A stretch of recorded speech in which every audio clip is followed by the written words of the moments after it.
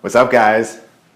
How are you? We got Insiders Update. I'm going to show you some stuff that you have not seen before. I guarantee you that. I guarantee if you stay for this whole video, you're going to learn a ton of stuff you're not seeing anywhere. So we just had the inauguration today of Donald J. Trump, and a lot of people are scared. A lot of people are optimistic. And we're going to cut through deep and go deep on a few things here that he's going to affect, and that that's affected by him. And it's something that's fun. We do this once a month. We do our Insiders Update. It's a macro level look on the markets, and we do once a month. We do our updates, our Insiders Updates, and we also do our micro level. We do our Oakland County look, where what's going on at the real estate market in micro level, which gives you a good picture of Southeast Michigan in general. But this is the macro level update. So we do this once a month. We do the micro level look once a month, and we go deep on this one though. And I guarantee it's stuff that you're not going to see anywhere else.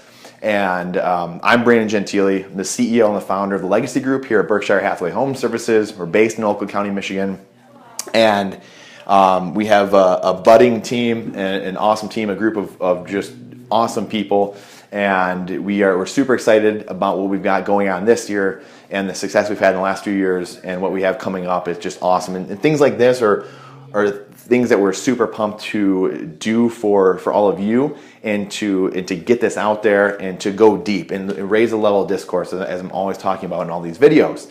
So it's something that is really a passion of mine.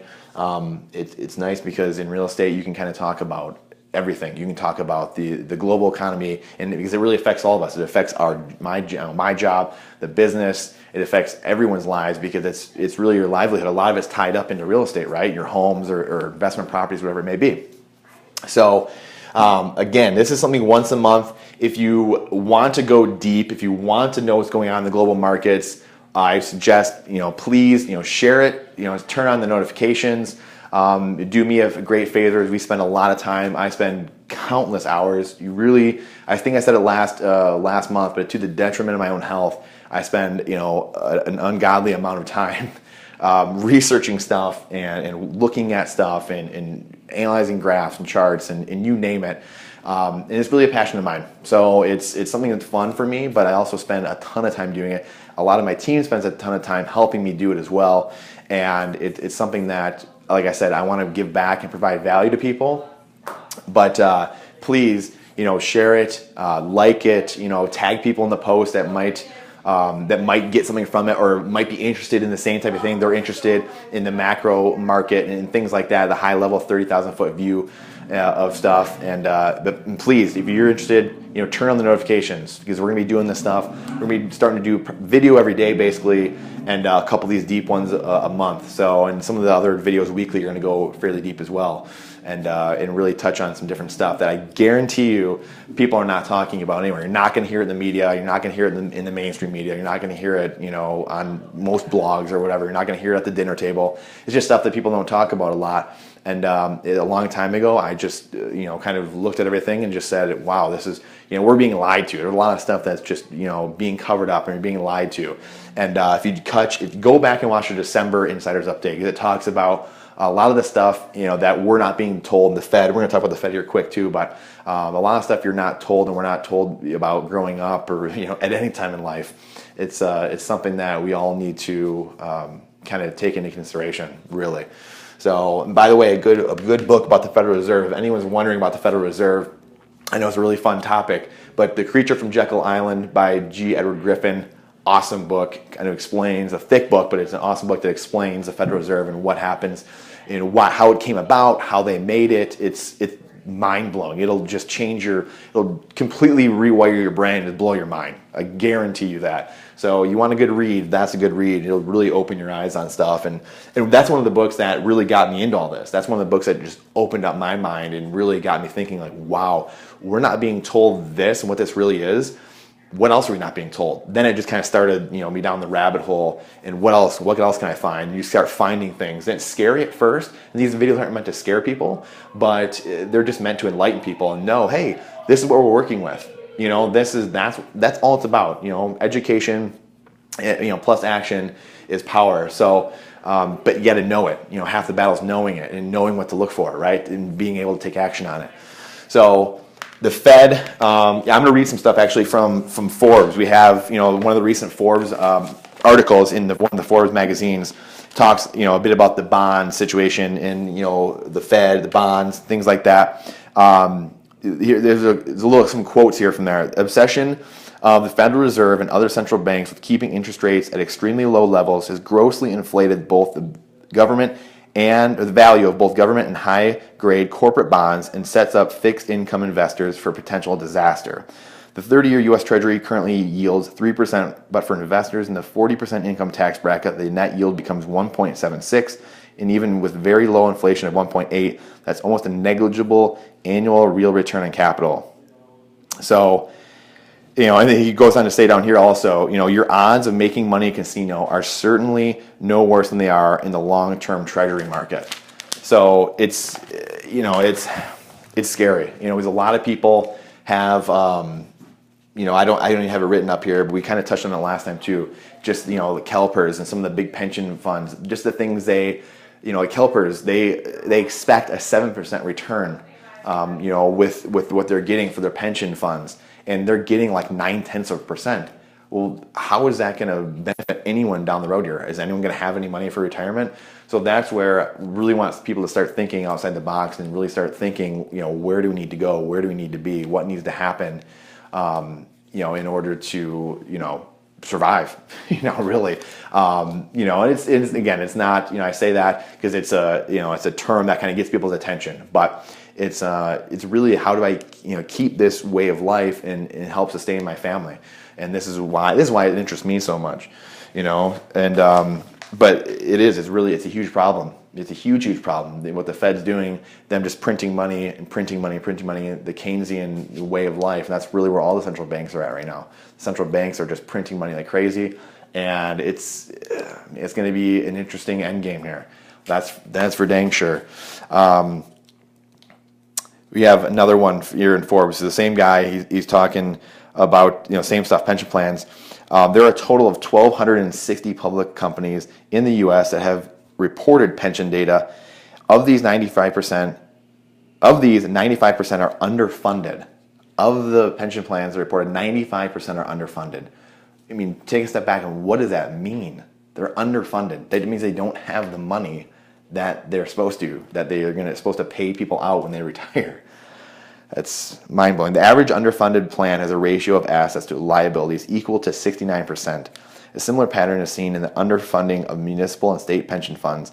Of the 92 state retirement systems that reported actual data for 2014, 87% are underfunded, with the average fund being under its actuarial requirement by 27% by the end of 2014.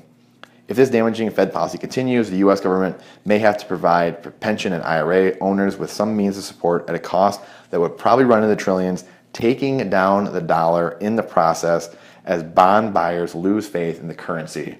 Such action, if it occurs, would force interest rates to rise and spark massive inflation. Well, that's interesting. That's very interesting. And it's, again, something that you're not going to hear. You turn on the business channel or whatever, CNN, Fox News, whatever you're turning on, the local news, you're not going to hear that anywhere, right? You're just not going to hear, a lot of the guys, I like Forbes, they're usually pretty good. Robert Kiyosaki, we touched on it last time, a lot of the big mentors that I study and read and follow a lot, Robert Kiyosaki, and I listen to his podcast a ton, and a lot of guys, Mike Maloney, they're guys that, I've studied for years now and really learned so much from, and these are guys that have been talking about this for so long. Harry Dent, Jim Rickards, Richard Duncan, they're all guys that, they're talking the talk that we should be hearing. The news is going to tell you the things you want to hear. The news isn't telling you the things you need to hear, right? So it's a beyond a shell game, let's just say that. So we have, they're talking about the German hyperinflation.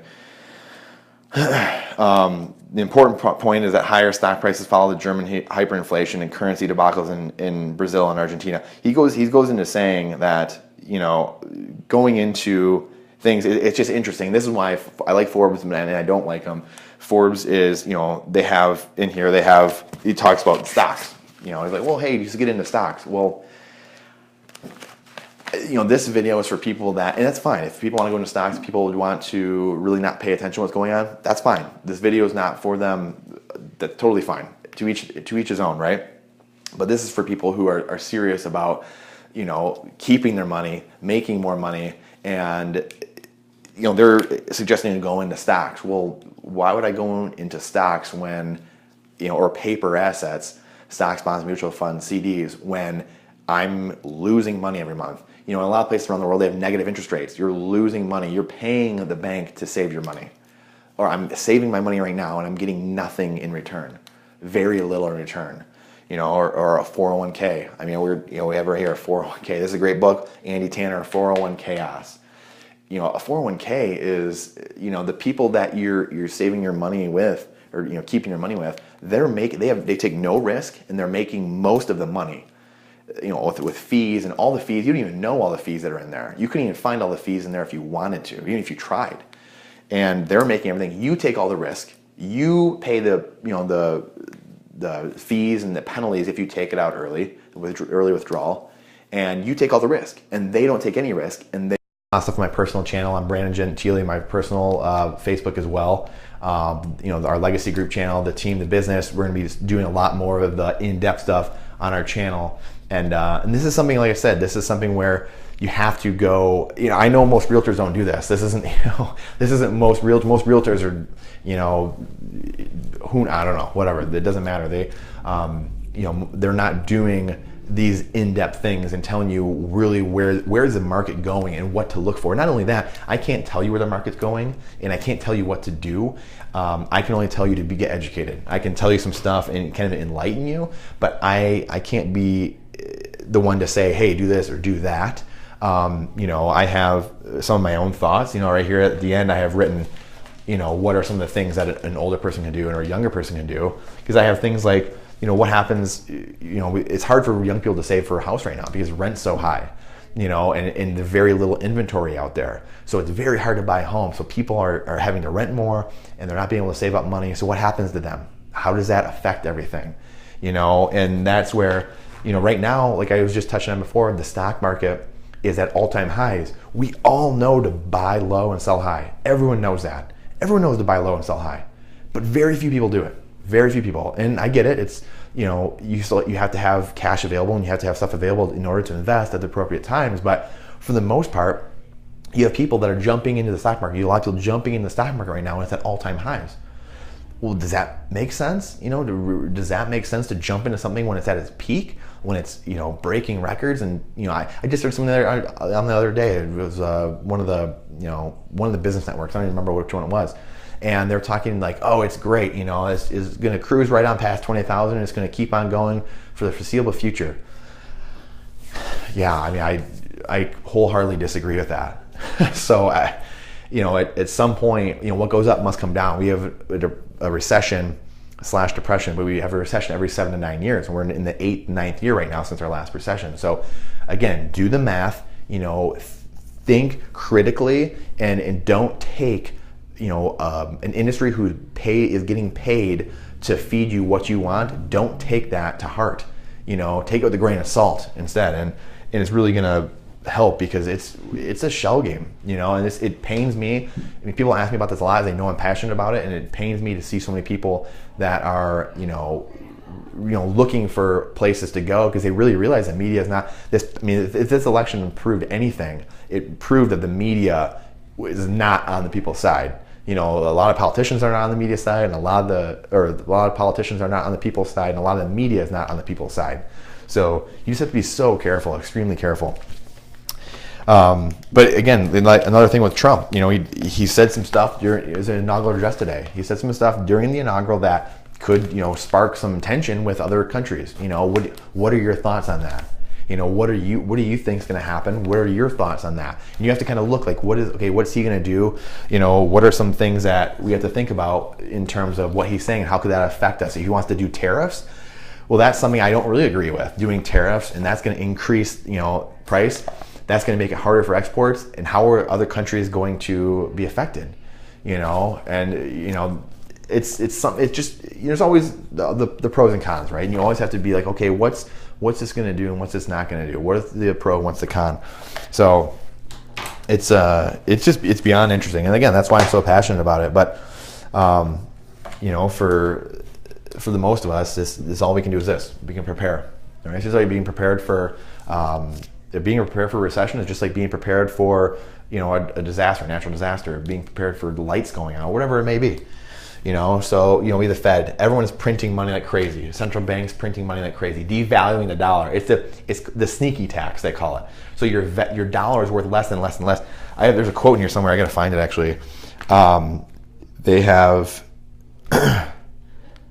Yeah, right here. The U.S. has not seen hyperinflation in this century, but a dollar today would buy only 8 cents of what it could in 1945.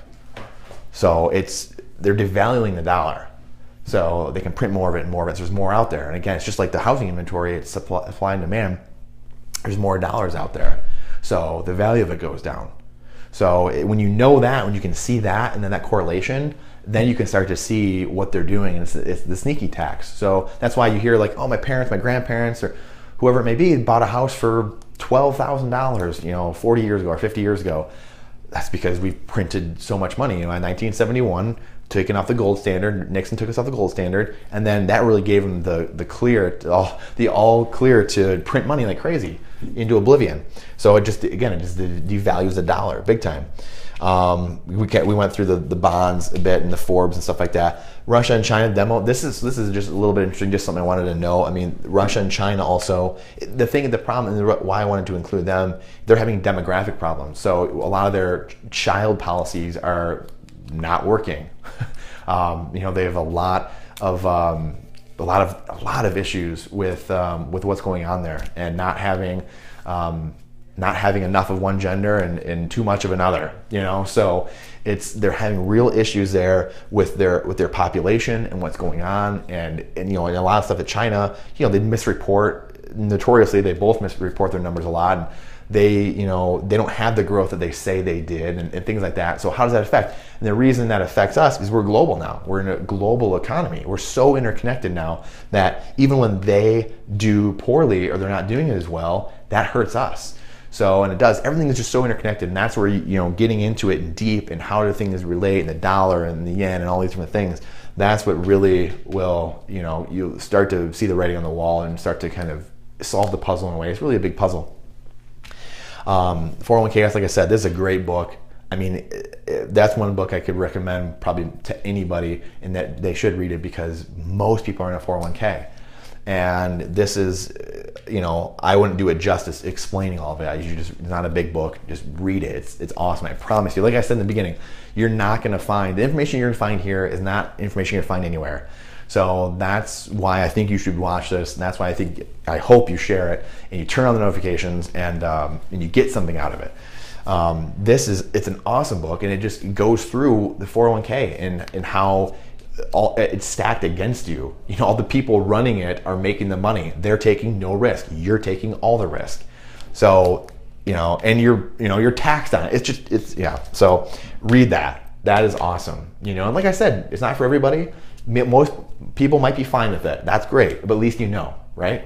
You don't know what you don't know. So, and paper. This is one of the last things I'll wrap with is no asset class is more invested in, but known least about and least educated in than paper. Stocks, bonds, mutual funds, CDs. No one really knows about it. It's so clouded because of where they're sticking fees here and there and this and that. There's no control. You invest in a company, but you don't have any control in that company. You're not the CEO. You're not one of the employees working there. Very few people. Some people have stock in their own company, but very few of us have that ability to get stock of something, and then they can control the outcome of it. And that's why real estate is really nice, because you can control it. You can control who's going into that property. You control what's being done to it and what's not being done to it. So that's why real estate is so important, because it has not only the tax advantages and the wealth building, but it has control where you don't have control. And yes, you have the market that can go up and down, that's out of your control, but that's the same thing as stock. In stock, you have no control at all. You can pick and choose who you want, but you can't control how they operate. You can't control the market, nothing. So it's the one asset class. So the 4 asset classes are business, real estate, paper, and commodities. So these, the paper class is very few people know about it, and that's why this book is huge, because it'll talk to you a lot about the paper class. And then in wrapping up, I mean, it's like I said, people ask me all the time. I can't give recommendations. It's not something that anyone can do. I mean, no one can do it. The people I follow and I look up to and I'm mentored by don't do it. They can't. No one can. It's something that it's just a continual education process, and that's all it is. But my thing though, and what I believe is, for young and old, I'm a value investor. I'm a cycles person. So what's the undervalued asset and what's the overvalued asset? That's really all I look for. So, again, it's the buy low, sell high principle. That's it. That's all I look for. That's all I do. That's the nutshell. So what is the undervalued asset right now? What is the overvalued asset? The undervalued assets right now are generally commodities for the most part. Different metals, gold and silver, oil, different things like that. Those are the undervalued assets right now.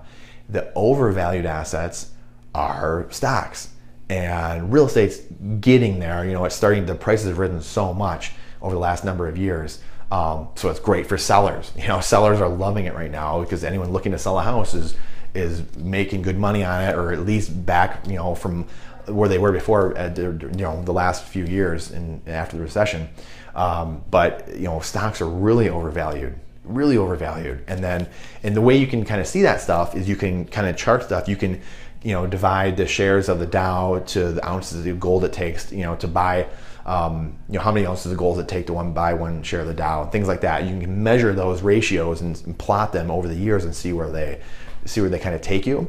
And it's that's where you can kind of see what's undervalued and what's overvalued.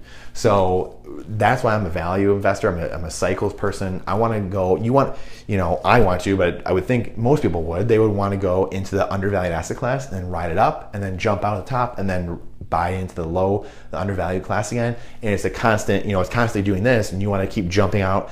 You can ride it up to the top, you jump out, and you jump into the next class at the bottom. So that's where, again, you have to make your own conclusions, but those are the asset classes, and that's kind of what they're doing. Business, the asset class is kind of all over the place, but it just totally depends. And but again, commodities are the low undervalued asset, and commodities are usually inverse. They're usually opposite of the paper class in real estate somewhat. So they're usually pretty inverse. So when stocks are really low, usually gold and silver are really high, and the commodities are really high. So I hope you guys, like I said, please, share it. Share this, tag people in it, turn on your notifications and stuff if you got something out of this. I would love to hear just your thoughts. Private message me things that you want us to do a talk on, or deep stuff. I would love to hear it. Love to hear it. I love talking about this stuff. I love, it's fun for me to kind of to learn who likes this stuff and to who likes to get into this and talk about it. It's really fun for me. But seriously, please, if you share it, tag it. We're gonna start doing stuff. We'll probably start doing some different giveaways for people that tag and share people, share it and tag people and stuff. We're gonna start doing stuff. We want to get this message out there, and we want to start really help people. And like I said in the beginning, raise the level of discourse. So I hope you guys had an awesome week, and hope you have a great rest of the day and a great weekend. We look forward to bringing you a lot more content soon.